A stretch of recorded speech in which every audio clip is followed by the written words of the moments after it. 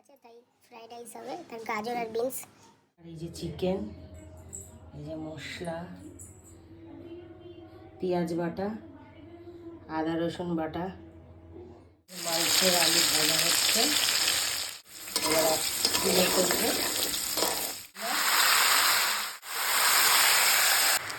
শুকনো হলুদের গুঁড়ো দিয়ে দেবো, রসুন বাটাটাও দিয়ে দিলাম, আপনাকে লঙ্কার গুঁড়ো দিয়ে দিলাম।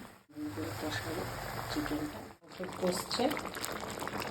ফ্রাইড রাইসের চাল ভেজানো আছে, জল ফুটছে, নুন লবঙ্গ দিয়ে সব কেটে রাখা আছে।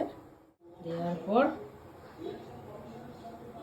গাজর আর বিনস ভেজে বাটার মিক্স করা রাইসে দিয়ে তারা একটু চা খাবে, তো চা বসিয়ে হয়ে গেছে।